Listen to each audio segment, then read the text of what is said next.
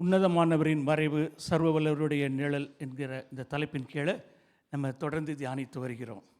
We are continually meditating God's word on the topic shelter of the Most High and shadow of the Almighty. ஐந்தாவது தலைப்பாக நம்ம பார்த்தோம், மனுஷீகத்தை அடக்கி தெய்வீகம் அதை கடந்து செல்லும்படி அனுமதிக்கிறவனே உன்னதங்களிலே தேவனோடு கூட வாசம் செய்வான் என்கிற பகுதியை நம்ம தியானித்து வருகிறோம்.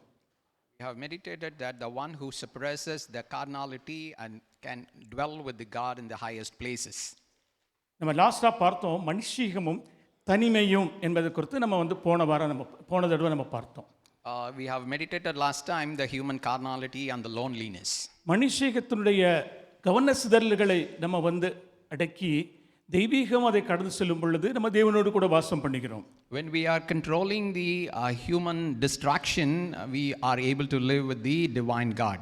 மனுஷீகம் தனிமை மனுஷீகம் அல்ல, தனிமை என்ற மனுஷீகத்தை நாம் அடக்கி தெய்வீகம் அதை கடந்து செல்ல அனுமதிக்கும் பொழுது நம்ம தேவனோடு கூட வாசம் பண்ணுகிறோம் என்று நம்ம போன தடவை நம்ம பார்த்தோம். So loneliness is not a carnal nature. When we control the loneliness and when we allow the divine God to control us, we will be able to live with the divine God. அந்த ஐந்தாவது தலைப்பின் கீழே மூன்றாவது ஒரு தலைப்பாக மனுஷீகத்தின் அவசரமும் தெய்வீக நிதானமும் என்கிற காரியத்தை இந்த நாளில் நம்ம பார்க்கலாம். Today we are going to meditate on human haste and the divine calmness. மனுஷீக அவசரம், தெய்வீக நிதானம். Human haste and divine calmness. இந்த மனுஷீக அவசரத்தை அடக்கி தெய்வீகம் நம்மை கடந்து செல்ல நம்ம அனுமதிக்கும் பொழுது தேவனோடு கூட உன்னதங்களிலே நம்ம வாசம் பண்ணுவோம். When we subdue this human haste and allow the divine nature to control us, we will be able to retain that divine nature in us. மனுஷீக அவசரம் என்றால் என்ன? What is the human haste? யாத்திராகமம் 31வது அதிகாரம் 18வது வசனத்தை நான் வாசிக்கிறேன். I'll read Exodus 31:18. யாத்திராகமம் 31:18. சீனாய் மலையில் தேவன் மோசையோடு பேசி முடித்த பின்பு தேவனுடைய விரலினால் எழுதப்பட்ட கற்பலகைகளாகிய சாட்சியின் 2 பலகைகளை தேவன் மோசையிடம் கொடுத்தார்.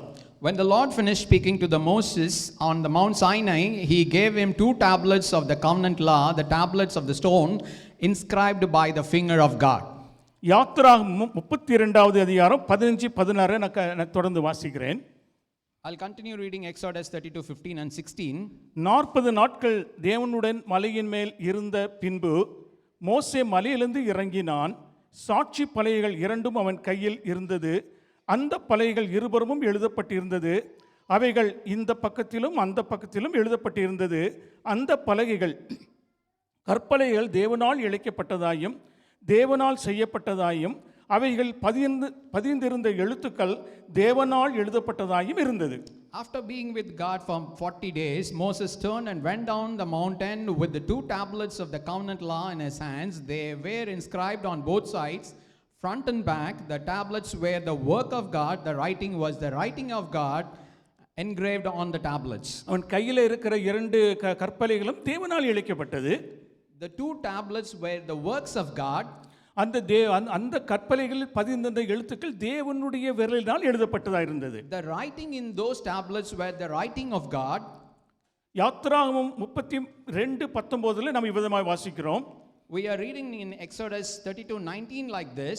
மோசே மலையை விட்டு கீழே இறங்கி பாளையத்துக்கு சமீபித்து அதாவது இஸ்ரவேல் ஜனங்கள் உண்டாக்கிய பொன் கன்றுக்குட்டிகளையும் நடனத்தையும் கண்டபோது மோசே கோபம் உண்டவனாகி தன் கையில் இருந்த பலகைகளை மலையின் அடிவாரத்தில் எறிந்து உடைத்து போட்டான். We are reading like this. When Moses approached the camp and saw the calf and the dancing, his anger burned, and he threw the tablets out of his hands, breaking them to pieces at the foot of the mountain. அந்த இடத்துல நம்ம வாசிக்கிறோம் மோசே கோபம் உண்டவனாகி அப்படி சொல்லி நம்ம வாசிக்கிறோம். We are reading there his anger burned. தேவன் கோபம் படுவாரா? Whether God will be angry.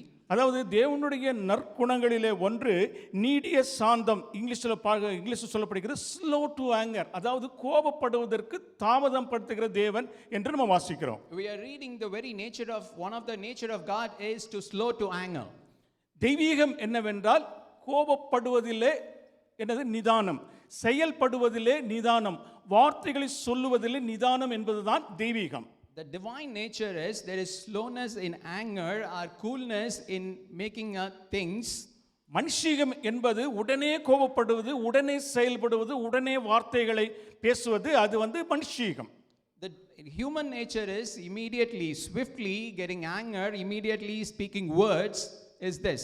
யாத்திராகமம் 32வது அதிகாரம் 7-10 வரைக்கும் நம்ம அந்த கண்டென்ட்டை வாசிச்சோம்னா தேவன் இப்படி சொல்கிறார் மோசேயின் இடத்துல, நீ இறங்கி போ, ஜனங்கள் தங்களை கெடுத்து கொண்டார்கள், பொற்கன்று குட்டியை செய்து அதை வணங்குகிறார்கள், என்னுடைய கோபம் எரியத்தக்க வண்ணமாக என்னை விட்டுவிடு என்று ஆண்டவர் சொல்கிறார். When we are reading in the same chapter 32 verses 7 to 10, we are reading like this: Moses, you go down because your people whom you brought out of Egypt have become corrupt and have made themselves an idol cast in the shape of a calf. Now leave me alone so that my anger may burn against them, that I may destroy them. இந்த ஜனங்களை எல்லாம் நான் அழித்து போட என்னை விட்டுவிடு, இந்த ஜனங்களை நான் அழித்து போட்ட பிறகு உன்னை நான் பெரிய ஜாதியாக்குவேன் என்று ஆண்டவர் இந்த இடத்துல சொல்கிறார். Here the God is telling that now leave me alone so that I will destroy all these people, then I will make you a great nation. அதாவது இந்த இடத்துல பாருங்க, இந்த இடத்துல மலையில மோசே கூலா இருக்கிறான், தேவன் கோபப்படுகிற மாதிரி இங்க நமக்கு தோற்றம் அளிக்கிறது. When you are seeing this incident, Moses was observed to be very cool on the mountain, and we are seeing that there is the anger of God is burning there. ஆண்டவர்ட்ட சொல்றான், ஆண்டவரே நீங்க எதுக்கு இப்படிப்பட்ட கோபப்படுறீங்க, உங்களுடைய கோபத்தை விட்டு நீங்க திரும்புங்க, தயவு செய்து இந்த ஜனங்களை மன்னிச்சிருங்க ஆண்டவரேன்னு சொல்லி மலையில இருக்கிற சமயம் இவன் ரொம்ப கூலா இருக்கிறான். When Moses was on the mountain, he was very cool and pleading to the God, you are a good God, please forgive them. ஆனால் தேவனை பார்த்தீங்கன்னா தேவன் கோபப்படுற மாதிரி இருக்கு, இந்த ஜனங்களை நான் அழித்து போடும்படி என்னை விட்டுவிடு என்று ஆண்டவர் சொல்கிறார். But it seems that God is very angry that he is telling that now leave me alone to destroy this people. இந்த இடத்துல ஒரு சின்ன விளக்கம் சொல்ல விரும்புகிறேன். தேவன் எல்லா ஜனங்களையும் அழித்து போட்டு லேவி கோத்திரமாகிய மோசே மாத்திரம் தேவன் ஆசீர்வதித்து அவனை பெருக செய்ய தேவன் சித்தம் கொண்டாரா?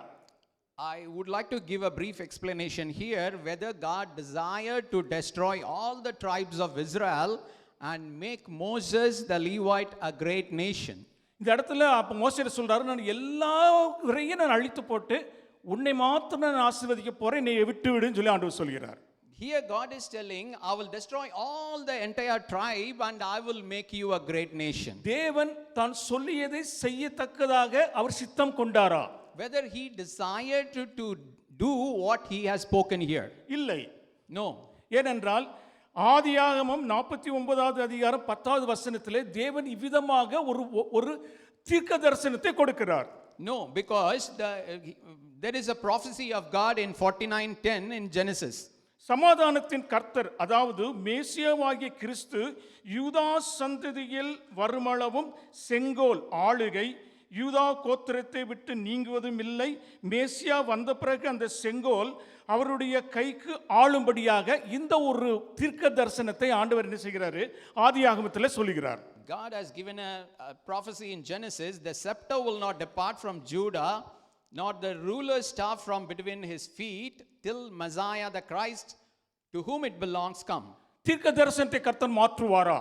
Whether God will change this prophecy. ஒரு நாளும் வாயிலிருந்து வந்த தீர்க்க தரிசனம் ஒரு நாளும் மாற்றப்படாது. Never he will change the prophecy that comes from his mouth. அப்படி என்றால் எல்லா ஜாதியினரையும் அழித்து விட்டு லேவி கோத்திரமாகிய மோசே மாத்திரம் தேவன் ஆசீர்வதிப்பார் என்றால் இந்த தீர்க்க தரிசனம் எப்படி நிறைவேறும்? If God destroys all the tribe of Israel and make Moses a great nation, how this prophecy will be fulfilled? ஆனால் தேவன் இந்த இடத்துல தான் செய்ய போகிறதை மோசே இடத்துல சொல்லவில்லை, தான் அந்த பிரகாரம் மோசேயின் இடத்துல சொல்லி மோசேயினுடைய ரியாக்ஷனை தேவன் பார்க்கிறார். He is not going to tell what he is going to do, but he tells this thing and sees the reaction of Moses. அதாவது கீழே ஜனங்கள் எல்லாம் என்ன செய்றாங்க, கன்றுக்குட்டியை வணங்குறாங்க சொல்லி மேலே சொல்றாரு, இவன் ரொம்ப கூலா இருக்கான், இல்ல ஆண்டவரே நீங்க அவனை மன்னிச்சிருங்க சொல்லி ஆண்டவர் எதிர்பார்த்த இந்த ரியாக்ஷன் அவன் இடத்துல என்ன செய்றார், பார்க்கிறார்.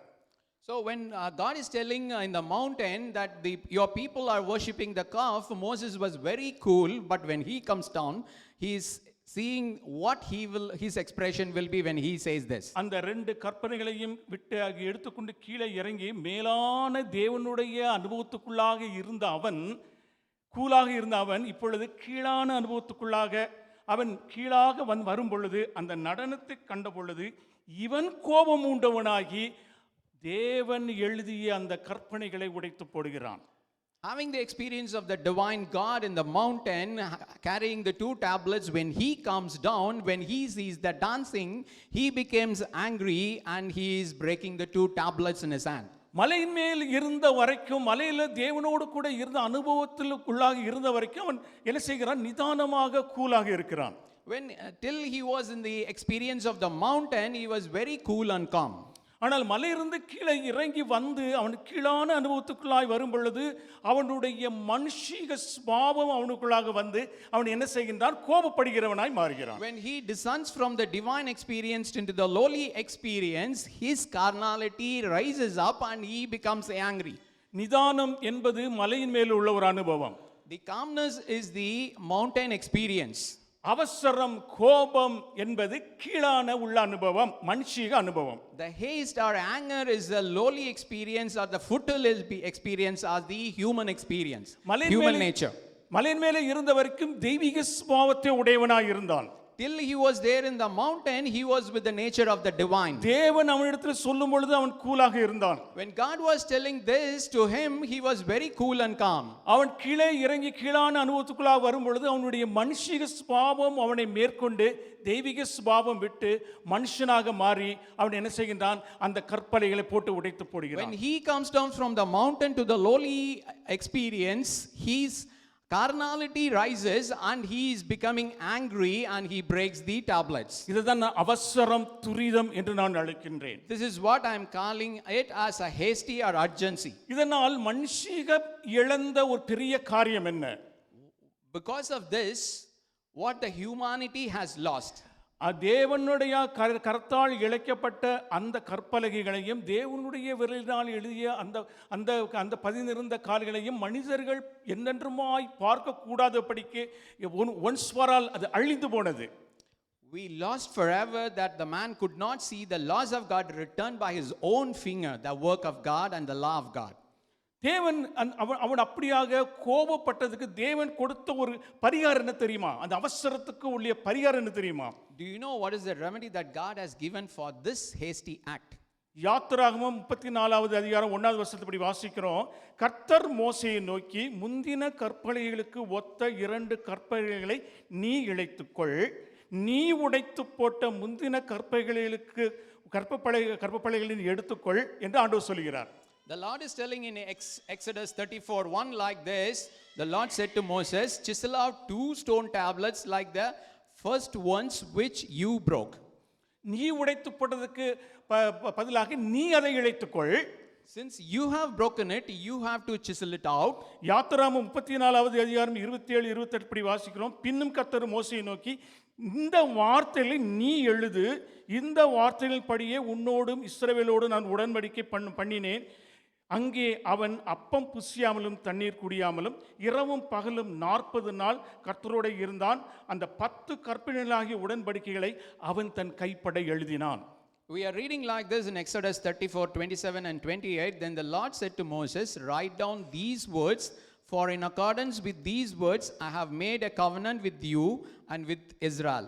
Moses was there with the Lord 40 days and 40 nights without eating bread or drinking water, and he wrote on the tablets the words of the covenant, the 10 commandments.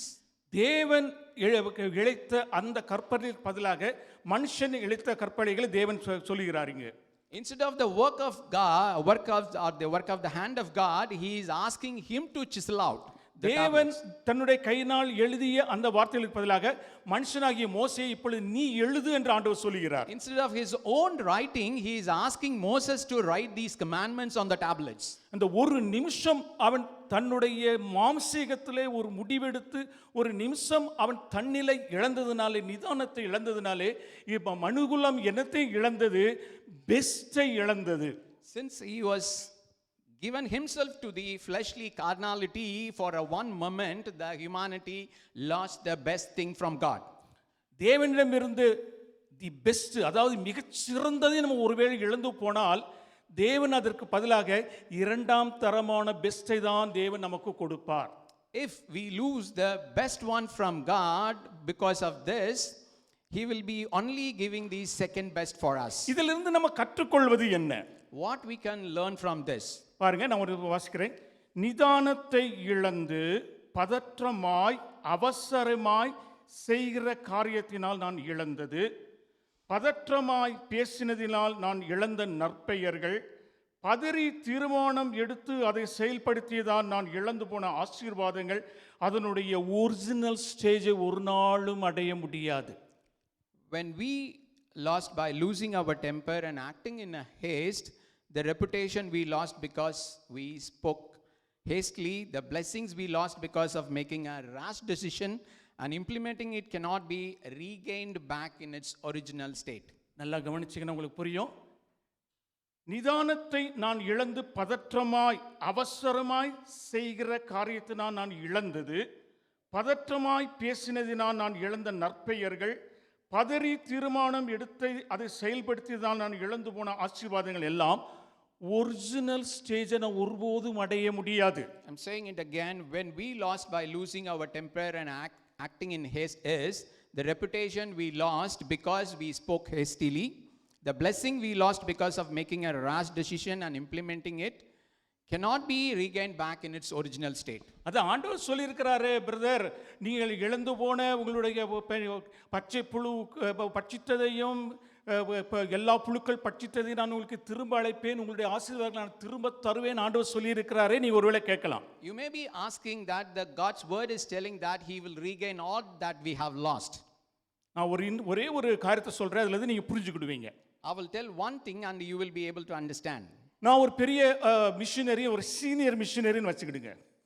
Assume that I'm a senior and a bigger missionary. எனக்கு கீழே அப்பதான் வந்து தம்பி ஒரு young missionary வந்து கிட்டத்தட்ட அவன் வந்து ஒரு 6 மாசமா எனக்கு கீழே அவன் வந்து வேலை செய்துக்கிட்டு இருக்கான். For about 6 months, a young missionary who joined under me is working with me. அவ வந்து என்ன வந்து கடவுளுக்கு அடுத்தபடியா எல்லாம் அங்கிள் தான் அப்படின்னு சொல்லி என்னை மதிக்கிறான். He is respecting me next to God in everything. அவங்க அம்மாட்ட போய் சொல்லியிருக்கான், எனக்கு அங்கிள் சொன்னா தான் நான் வந்து எல்லாத்துக்கும் கீழ்ப்படுவேன், ஏன்னா நான் வந்து கடவுளுக்கு அடுத்தபடியா என் அங்கிளை தான் நான் வச்சிருக்கேன், ஏன்னா அவர் தான் எனக்கு ஹீரோ அப்படின்னு சொல்லி அவன் சொல்றான். He has told his mother that I have kept this uncle next to God and whatever he says I will obey immediately. That is what he was telling to his mom. ஒரு நாள் எனக்கு வந்து திடீர்னு அவன் ஒரு செய்த காரியம் எனக்கு கோவம் வந்துருது. One day, because of his act, I was very angry on him. நான் பதற்றமாய் நிதானத்தை இழந்து அவன் பட சொல்றேன், அறிவு கட்டவனே, முட்டாளே, செய்தியாடான்னு சொல்லி அவன்கிட்ட சொல்றேன். Immediately, in a rush, hastily, I lost my control and scolding him as a foolish guy. அந்த வார்த்தையை அவன் உள்ளத்திலிருந்து நான் எடுக்க முடியுமா? Whether I'll be able to take that word from his heart. உடனே நான் வந்து தப்பா இப்போ ஃபீல் பண்ணிடுறேன். ஐயோ, நம்ம வந்து ஒரு தம்பிக்கிட்ட இப்படி சொல்லிட்டு உடனே அவன் காலில் நான் விழுந்துடுறேன் சாஷ்டாங்கமா. Immediately, I felt my mistake and asked his forgiveness. சாஸ்திராம விழுந்து, தம்பி என்னை மன்னிச்சிரு, தயவு செய்து இந்த வார்த்தையை மனசில் வச்சுக்காத, மன்னிச்சிரு நான் சொல்றேன். I'm telling that, oh my brother, don't keep these words in your mind, please forgive me. பரவாயில்ல அங்கிள், எழுதுருங்கன்னு சொல்றான். He is telling it's okay uncle. அந்த வார்த்தையை சொல்லுவதற்கு முன்பாக அவன் உள்ளத்திலே எனக்கு இருந்த மதிப்பை நான் திரும்ப பெற முடியுமா? Whether I'll be able to regain the reputation before I say these words will be able to taken back. கடவுள் மன்னிச்சிடலாம் அந்த வார்த்தையை. God may be forgiving these words. அந்த தம்பி என்னை மன்னிச்சிடலாம். That brother also may be able to forgive me. ஆனால் நான் சொல்லிய அந்த பதற்றமான வார்த்தைகளை ஒருபோதும் அவனுடைய உள்ளத்திலிருந்து நான் எடுக்க முடியாது. I'll not be able to take that rash words or rush words or hasty words from his heart.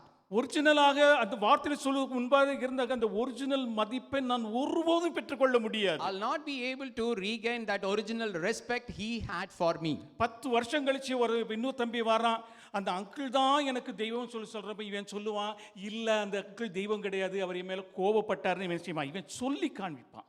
After 10 years, another brother comes, and when he says, this uncle is my hero and he is God, this brother will remind that he is not God, he was angry on me or hasty on me.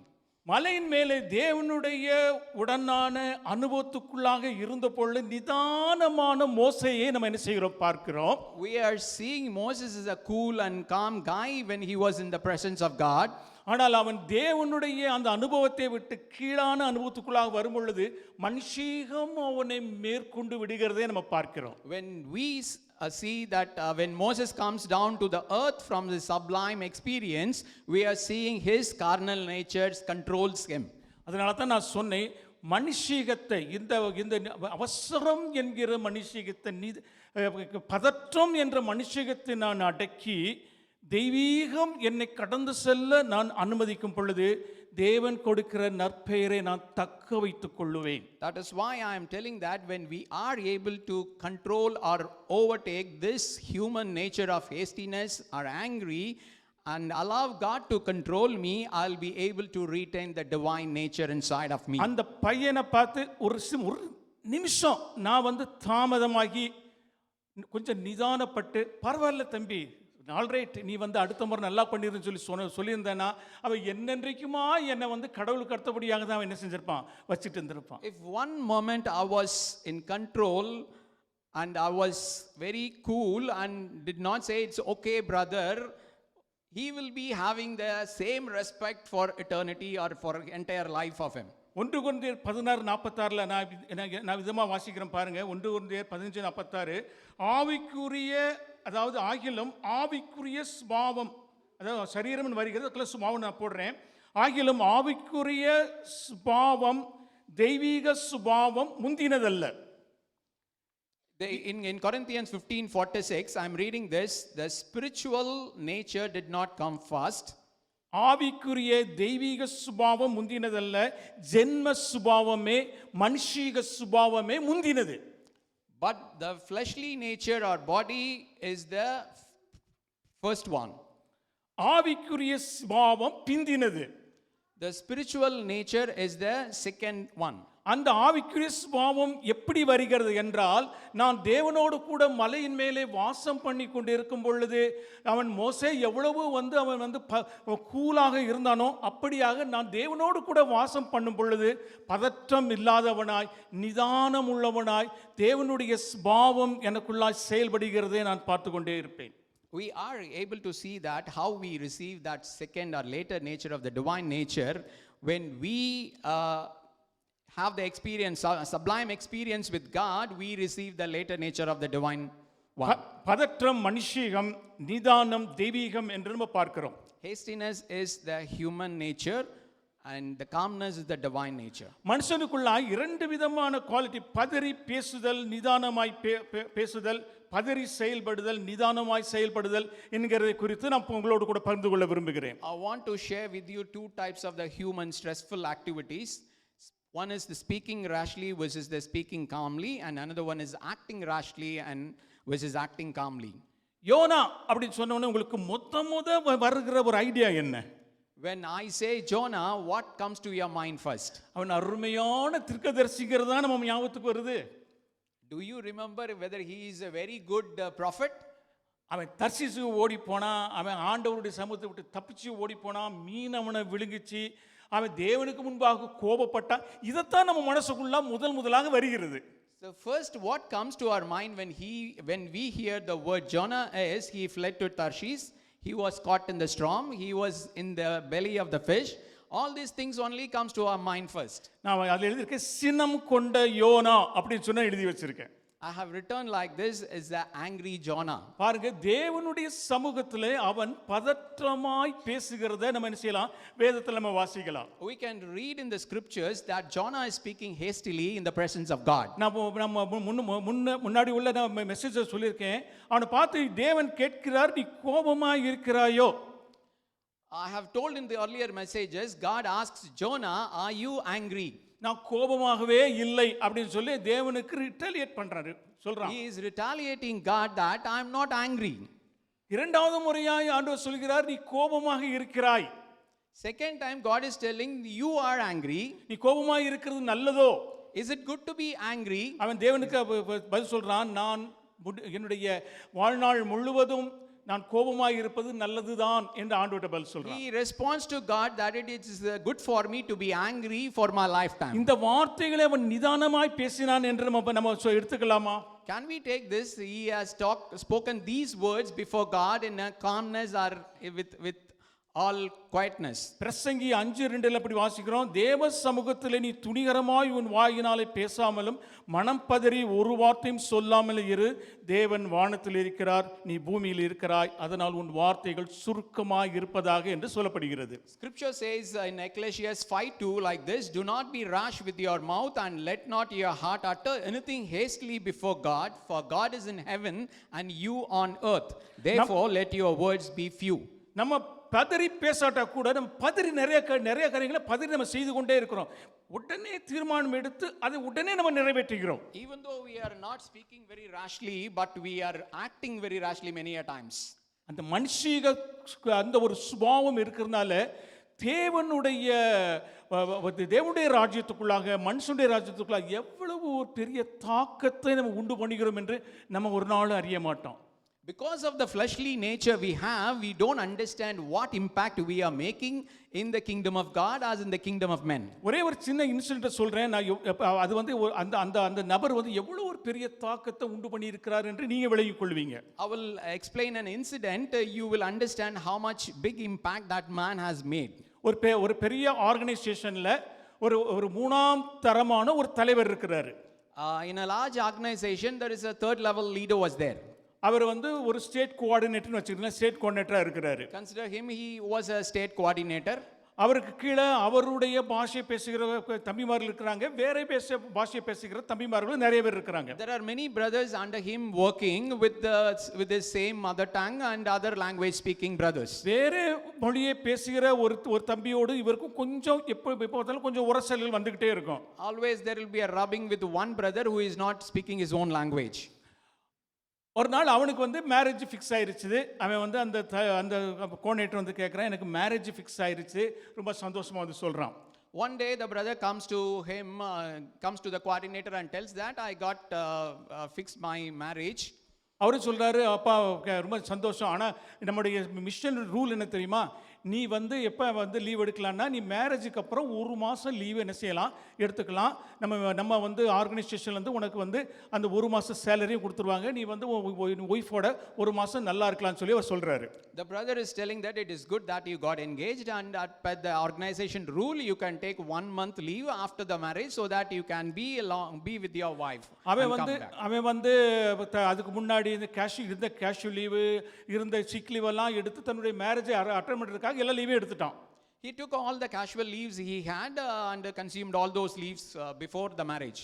அப்போ அவன் வந்து மறுபடியும் அந்த coordinator சொல்கிறான், sir எனக்கு வந்து ஒரு 15 நாளைக்கு முன்னாடி வந்து என்னுடைய மேரேஜுக்கு நான் போயிட்டா நல்லாயிருக்கும், அதனால் இந்த ஒரு மாத லீவை 15 நாளைக்கு முன்னாடி எனக்கு தாங்க, அடுத்து நான் மேரேஜ் ஆனதுக்கப்புறம் இந்த 15 நாள் நான் எடுத்துக்கிறேன் அப்படின்னு சொல்லி ஒரு ரிக்வஸ்ட்டை அந்த கோஆர்டினேட்டரை வைக்கிறான். One day the brother has come to the coordinator and makes a request that I need to go 15 days before my marriage and you can adjust my monthly leave for that 15 days.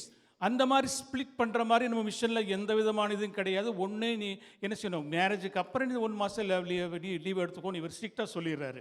The coordinator is very strictly saying that there is no rule in the organization like that, so you have to take only after marriage the 30 days. எவ்வளவோ கேட்குறேன், எனக்கு அது முன்னாடி எனக்கு ஒரு 15 நாள் leave வேணும்.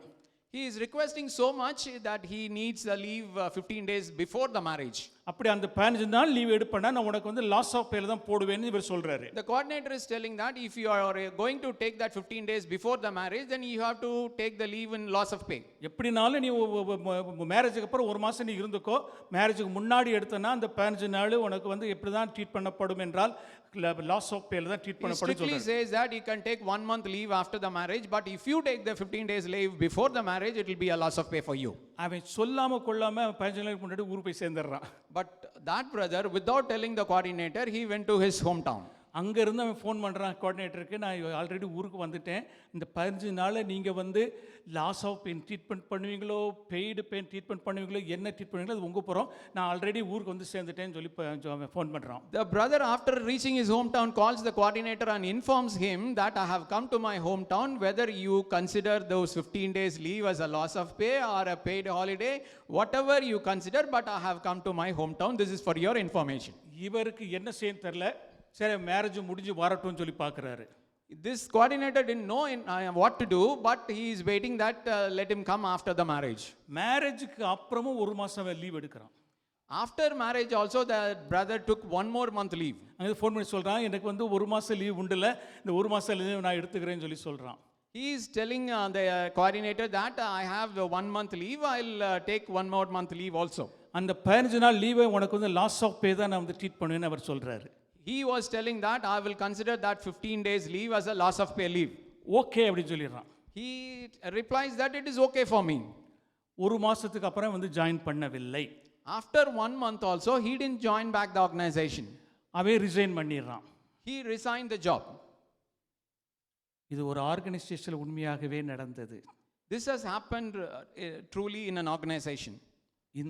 இந்த ஒரு காரியம் நடந்து 25 வருஷங்கள் ஆகிறது.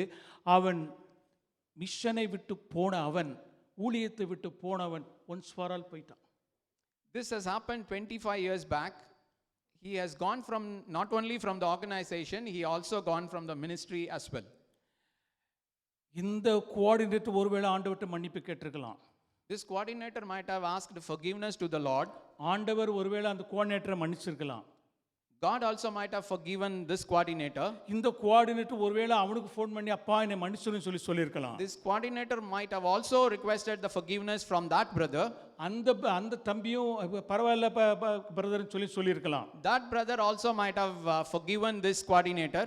ஆனால் இழந்து போன கர்த்தருக்காக ஒருவன் வைராக்கியமாய் வந்தானே, அதை ஒரு தேவனுடைய ராஜ்யம் இழந்ததே. But the kingdom of God lost that person with fervor and zeal was the last one. ஒரு நிமிஷம் ஒரு பதறி தீர்மானம் எடுக்காம போடா நீ போயிட்டு வா, நல்லா அவன் தட்டி கொடுத்து நல்லா போய் நீ போய் லீவ் என்ஜாய் பண்ணிட்டு வா, அந்த 15 நாள் நான் உனக்கு சம்பளம் தரேன் போடான்னு சொல்லியிருந்தாருன்னா இன்னைக்கு வரைக்கும் அவன் வந்து அந்த ஊழியத்தில் கண்டினியூ பண்ணி அவன் ஒரு கோஆர்டினேட்டராக மாறி இருப்பான். Without a hasty decision, if we have congratulated the brother, appreciated the brother, go and take your leave and enjoy and come back, if we might have said that brother might have been there in the organization and the ministry. உங்களோடு ஆண்டவர் பேசிக் கொண்டிருக்கிறார் என்று எனக்கு தெரியும். I know that God is speaking to you. நீங்கள் எடுக்கிற ஒவ்வொரு தீர்மானமும், நீங்கள் பேசுகிற ஒவ்வொரு வார்த்தைகளையும் பதறி செய்யும் பொழுது நீங்கள் ஒரிஜினல்ல இருந்து கீழே விழுந்து கொண்டே இருக்கிறீர்கள் என்று அர்த்தம். The word which we are speaking in rush and the activity you are doing in rush is an indication that you are coming from that original state to the second best state. மோசே மலையின் மேல் இருக்கிற வரைக்கும் அவன் நிதானம் உள்ளவனாய் இருந்தான். மலையை விட்டு கீழே இறங்கி வந்த பொழுது அவன் பதற்றம் உள்ளவனாய் மாறினான். Till he was in the mountain, Moses was very cool and calm, but when he comes down from the mountain, he became a hasty person in his life. இதை வந்து நம்ம மூணாவதாக பார்க்கிறோம். மனுஷிக அவசரமும் தெய்வீக நிதானமும் சொல்லி பார்த்தோம். This is the third thing we are seeing as the human haste and the divine calmness. நாலாவது ஒரு காரியத்தை நம்ம இப்போ துவங்கலாம். நமக்கு டைம் இருந்துச்சுன்னா இதை வந்து அவ்வளவு வேகமாக முடிக்க முடியாது. இது மிக ஒரு முக்கியமான ஒரு காரியம். Fourthly, we can start one thing. This is a very important thing. If we have time, I want to complete. Otherwise, this is a very important thing. We have to complete it in a session. மனுஷீகத்தின் தேவைகளும் உன்னதமான தெய்வீக சிறப்பான வழங்குதல்களும். That is the human needs and the special divine providence from God. மனுஷீகத்தின் தேவைகளும் உன்னதத்தில் தெய்வீக சிறப்பான வழங்குதல்களும். The human needs versus the special divine providence in the high places. 40 வருடங்கள் இஸ்ரவேல் ஜனங்களை தேவன் வழிநடத்தி கொண்டு வந்ததால் தேவன் அவர்களுக்கு கொடுத்த ஆசீர்வாதங்களை இப்ப நான் உங்களுக்கு வாசிக்க போறேன். I'm going to read the blessing the Israelites got because God led the people for 40 years. இஸ்ரவேல் ஜனங்கள் தேவனுடைய பிள்ளைகள். The Israelite people are God's own people. ஒருவேளை அவர்கள் பாவம் செய்தாலும் முரட்டாட்டம் பண்ணினாலும் தேவன் அவர்களை தேர்ந்தெடுத்த தேவ மக்கள். Even they have sinned and rebelled against God, they were the chosen people of God. அதனால தேவன் அவர்களுக்கு கொடுக்கிற சில ஆசீர்வாதங்களை நம்ம பார்க்கலாமா? Let's see the blessings that God has given because of that. 40 வருடங்கள் மன்னாவினால் அவர்களை போஷித்தார். He fed them with manna for 40 years. சங்கீதம் 105:40 அதை வாசிக்கிறோம். We are reading in Psalms 105:6. அவர்கள் கேட்ட பொழுது இறைச்சிக்கு காடைகளை கொடுத்தார். God gave them quails when they asked for meat. 105:40 வாசிக்கிறோம். We are reading it in 105:40. கன்மலையின் தண்ணீரை கொடுத்தார். He gave them water from the rock. சங்கீதம் 105:41 இப்படி வாசிக்கிறோம். We are reading in 105:41. 12 கோத்திரங்களிலும் சுகவீனப்பட்டு பலவீனமானவன் ஒருவரும் இருந்ததில்லை. There was not a single sick or a weak person in the tribe in the 12 tribes. சங்கீதம் 105:37 இப்படி வாசிக்கிறோம். We are reading it to 105:37. Jehovah ரஃபாவாகிய பரியாரியாக தேவன் அவர்களோடு கூட இருந்தார். Jehovah Rapha the healer was with them for 40 years. 40 வருடங்கள் பகலில் உஷ்ணத்திலிருந்து அவர்களை காக்கவும் இரவில் உள்ள குளிர்க்காக அவர்களை காக்கவும் மேக ஸ்தம்பத்தினாலும் அக்கினி ஸ்தம்பத்தினாலும் அவர்கள் வழி நடத்தினார். God has led them with this pillar of cloud and pillar of fire for 40 years to protect them. அவர்கள் மேலிருந்த வஸ்திரம் பழுதாய் போகவில்லை. The clothes they wore did not wear out. உபாகமம் 29:5. Deuteronomy 29:5. அவர்கள் காலணிகள் பழுதாய் போகவில்லை. Their sandals never grow. உபாகமம் 29:5. 29 Deuteronomy 29:5. அவர்கள் நடந்து சென்றதால் கால் வீங்கவில்லை. Their feet didn't swell from walking. உபாகமம் 8:4. Deuteronomy 8:4. இந்த எல்லாம் நான் வாஸ்த ஒவ்வொன்றும் தேவனுடைய சாதாரண தேவ பிள்ளைகளுக்கு தேவன் கொடுக்கிற ப்ரொவிஷன், தேவன் கொடுக்கிற ஆசீர்வாதங்கள். All of these are the simple God's provisions for his own children. ஆனால் உன்னதங்களில் மலையின் மேல் ஏறி தேவனோடு வாசம் செய்த மோசேக்கு கிடைத்ததான சிறப்பான ஆசீர்வாதங்கள் குறித்து நம்ம பார்க்க போகிறோம். We are going to see about the special provision that Moses received for ascending to the mountains and dwelling with God in the highest.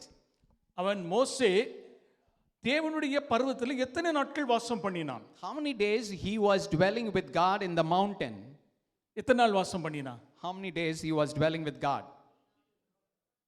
80 நாள் அல்ல, 80 நாள் தானே? Is it 80 days? பார்க்கலாம். Let's see. முதலாவது தேவனுடைய சட்டங்கள் முதல் தொகுப்புகளை அவன் பெற்றுக்கொள்ளும்படியாக, அதாவது ஃபர்ஸ்ட் செட் ஆஃப் லாஸ், முதல் தொகுப்புகளை அவன் பெற்றுக்கொள்ளும் வண்ணமாக 40 நாள் அவன் தேவனோடு கூட என்ன செய்யறான்? வாசம் பண்ணுகிறான். To receive the first set of God's law, Moses was with God for 40 days. உபாகமம் 9:9 இப்படி நம்ம வாசிக்கிறோம்.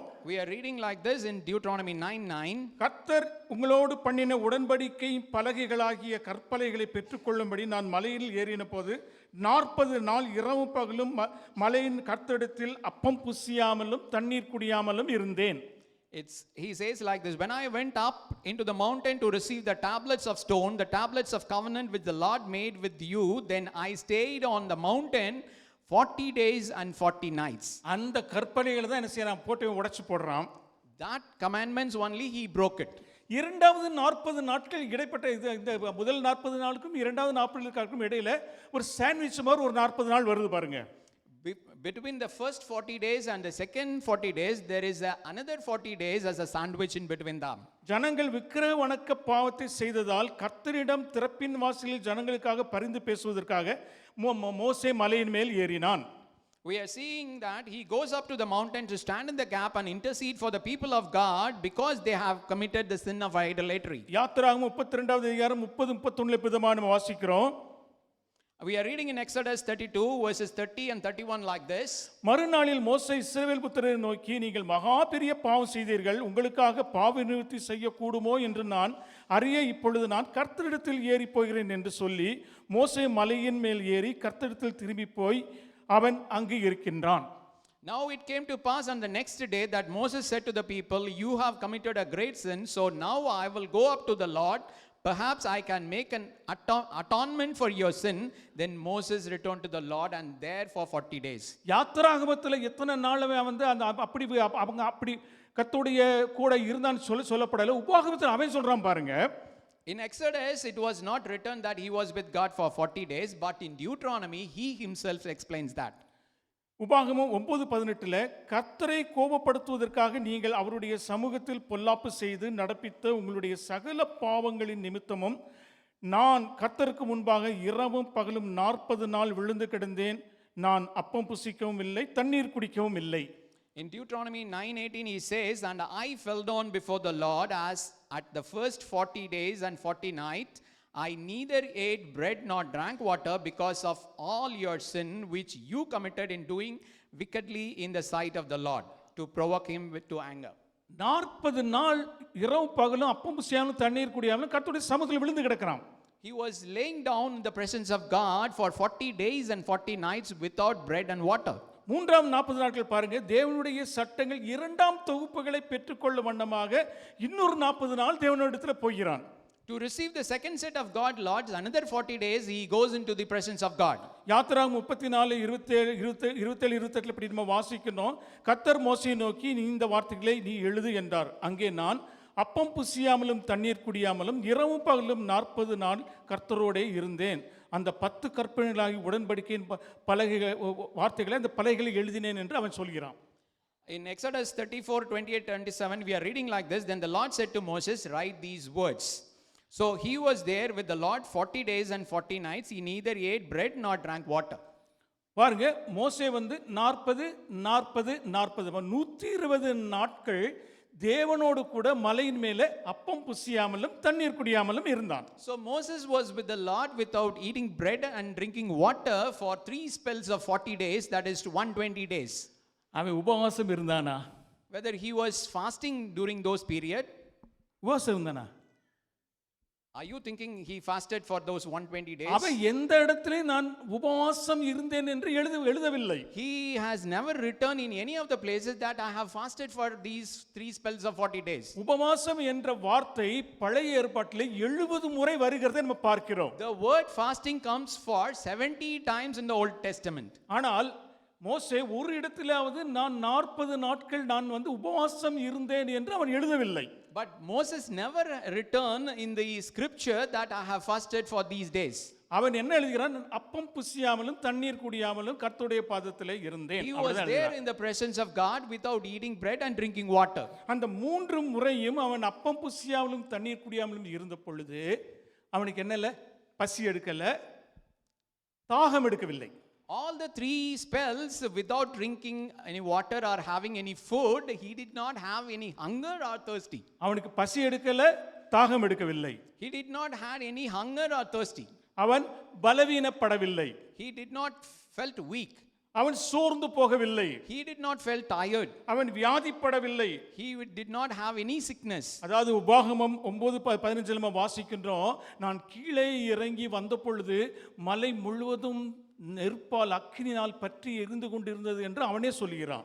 We are reading in Deuteronomy 9:15. Moses himself is telling that when I came down from the mountain and the mountain burned with fire. அவன் அக்கினிமயமான அந்த ஒரு மலையில இருந்த பொழுதும் அக்கினி அவனை தகிக்கவில்லை. Even when we was there in the midst of the fire did not consume him. இதைத்தான் நான் என்ன சொல்கிறேன் என்றால், தேவனுடைய விசேஷமான வழங்குதல்கள். This is what I am telling. This is the special providence of God. தேவனுடைய விசேஷமான வழங்குதல்கள். These are the special provisions from God. பாருங்க, கீழே வாசம் செய்த மற்ற ஜனங்களுக்கு மற்றவர்களுக்கு வேளா வேளைக்கு பசி எடுத்தது, அவர்கள் மன்னாவை புசித்தார்கள்.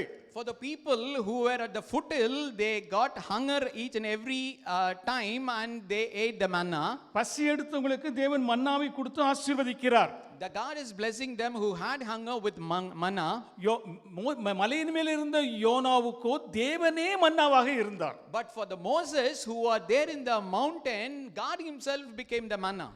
மற்றவர்களுக்கு மன்னாவை கொடுக்கிறார், மலையின் மேல் இருந்த மோசேக்கோ தேவனே மன்னாவாக இருக்கிறார். For other people at the foothills, God is providing the manna, but for Moses who was in the mountain, God himself becomes the manna. தாகம் எடுத்து கண்மலையின் தண்ணீரை கீழால உள்ள ஜனங்கள் குடித்தார்கள்.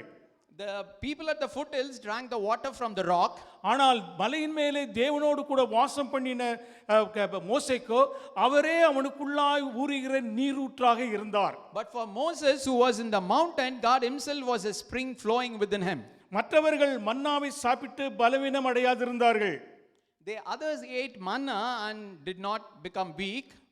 மோசேயின் பலவீனத்திலே தேவனுடைய பலன் பூரணமாய் விளங்கத்தக்கதாக அவரே அவனுக்கு பலனாக இருந்தார். But God himself was the power of Moses in his weaknesses when he was in the mountain. மற்றவர்கள் அந்தந்த நாளுக்குரிய வேலைகளை செய்து டயர்ட் ஆனார்கள். Others were tired from the daily course. களைத்து போனார்கள். They became tired. கர்த்தருக்கு காத்திருந்த மோசேக்கு ஓடினாலும் அவன் இளைப்படையவில்லை, அவன் நடந்தாலும் சோர்ந்து போகவில்லை. தேவன் அவனுக்கு எல்லாமாக இருந்தார். Moses, who waited on the Lord, was not weary when he ran and was not faint when he walked. God has become all in all for him. மற்றவர்கள் வியாதிப்பட்டு யெகோவா ரஃபாவாகி தேவன் அவர்களை சுகப்படுத்தினார். The others who were sick were healed by Jehovah Rapha. ஆனால் மோசேக்கோ அவனுக்குள்ளாகவே வியாதிக்கு விரோதமாய் போராடுகிற immune சிஸ்டத்தை வளர்த்ததினால் தேவனே அவனுக்கு ஆரோக்கியமாக இருக்கிறார். But Moses' immune system, which was fighting against the disease, was not weakened because God himself has become his strength. மற்றவர்கள் தேவனுடைய அக்கினி மலையிலே எரிகிறதை பார்த்தார்கள், யாரும் மலையின் பக்கத்திலேயே போக முடியவில்லை. The other people in the foothills could not go near the mountain and they saw only the fire burning in the mountain. ஆனால் மலையின் மேல் இருக்கிற மோசேயோ அக்கினிக்குள்ளாக இருந்தும் அவனை அந்த அக்கினி என்ன செய்யவில்லை, தகிக்கவில்லை. But Moses, who walked in the fire of God in the mountain, the fire did not consume him. மற்ற ஜனங்களுக்கு தேவன் வாக்களித்ததை செய்தார். God fulfilled all the promises through his works to other people. ஆனால் மலையின் மேல் இருந்த மோசேக்கோ தேவனே எல்லாவற்றிற்கும் எல்லாமாக மோசேக்கு இருந்தார். But to Moses, when he was in God's mountain, he was all in all for him. இதோட நம்ம நிறுத்திக்கலாம். நம்ம ஒரு காரியத்துக்காக நம்ம ஜெபிக்க போறோம். தேவன் நமக்கு ஆரோக்கியமாக இருக்க முடியுமா? We can stop here and we are going to pray for one thing, whether God can be our health. மலையின் மேலே தேவனோடு நம்ம வாசம் செய்கிற பொழுது தேவன் நமக்கு ஆரோக்கியமாக இருக்க முடியுமா? When we were dwelling with God in the mountain, whether God can be our health. நமக்கு வியாதி வந்த பிறகு தேவன் நமக்கு சுகம் கொடுக்கிறது வேறே, தேவனே நமக்கு ஆரோக்கியமாக இருக்கிறது வேறே. When giving the health after we got the disease or after getting a disease, God giving a healing is different, but God being our health is totally different. மறுபடியும் நான் உங்களுக்கு சொல்றேன். Again I'm telling, இது ஒரு ஆழமான காரியம். this is a deep thing. உங்களுக்கு வியாதி வந்த பிறகு தேவன் உங்களை தொட்டு சுகம் கொடுக்கிறது வேறே. Giving a healing after you get a disease is different. ஆனால் மலையின் மேல் இருக்கிற உங்களுக்கு தேவனே ஆரோக்கியமாக உங்களோடு கூட இருக்கிறது வேறே. But for you who are in the mountain, God being the health is different. நம்ம எல்லாரும் கண்களை மூடி, ஆண்டவரே மலையின் மேலே நான் உங்களோடு கூட இருக்கும் பொழுது அந்த ஆரோக்கியத்தை எனக்கு தாங்க, நீங்களே எனக்கு ஆரோக்கியமாக இருக்குன்னு சொல்லி எழுந்து நிற்கலாமா? Let's all stand on our foot and ask God that God can become our own health. எல்லாரும்